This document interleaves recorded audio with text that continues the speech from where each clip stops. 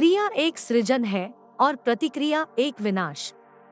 क्रिया से सृजन अगर हो सकता है तो क्रिया के बाद प्रतिक्रिया का भी निर्माण हो सकता है। इसलिए क्रिया सृजन और प्रतिक्रिया दोनों का प्रतीक है, अस्तित्व को आकार देने वाली दोहरी शक्ति के समान।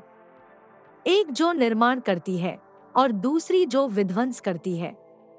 यह अवधारणा भौतिक नियमों से परे है, अर्थात केवल मानव जीवन में मानव के व्यवहार और धारणा के दायरे तक फैली हुई है।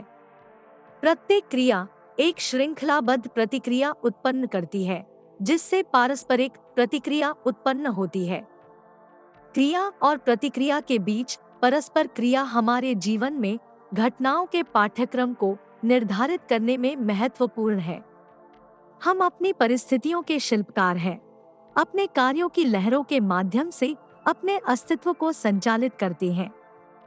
हमारी प्रतिक्रियाएं हमारी वास्तविकता को ढालती है। सकारात्मक प्रतिक्रियाएं रचनात्मकता को बढ़ावा देती है, हमारे जीवन को नवीनता और विकास से समृद्ध करती है।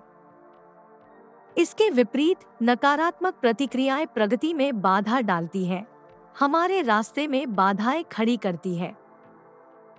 दुख को अपरिहार्यता अर्थात अनिवार्य रूप में स्वीकार करना अक्सर हमारी क्षमता को बाधित करता है, या दूसरे शब्दों में कहें, जब हम दुख को अपने जीवन का अनिवार्य भाग मान लेते हैं, तो यह धारणा हमें हमारी सकारात्मक ऊर्जा को सृजन करने से रोक देती है। चुनौतीपूर्ण क्षणों में विकल्प साकार होते हैं।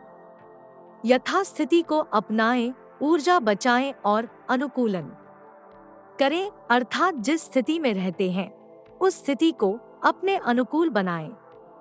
प्रतिकूल परिस्थितियां जीवन को एक सशक्त मार्ग की तरफ प्रशस्त करती हैं और फिर नए सिरे से दृष्टिकोण अपनाते हुए परिस्थितियों को बदलने का साहस करें।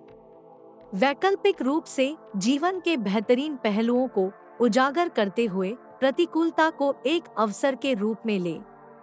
सच्चा कर्म जिम्मेदारी की विवशता से मुक्त होना चाहिए। मजबूरी सच्चे कर्म को सीमित करती है, लेकिन स्वच्छंदता से किया गया कर्म बेमिसाल सृजन करता है और जिससे हमें सृजन और प्रतिक्रिया के लौकिक अंतर संबंध के बीच अपनी नियति को आकार देने की अनुमति मिलती है।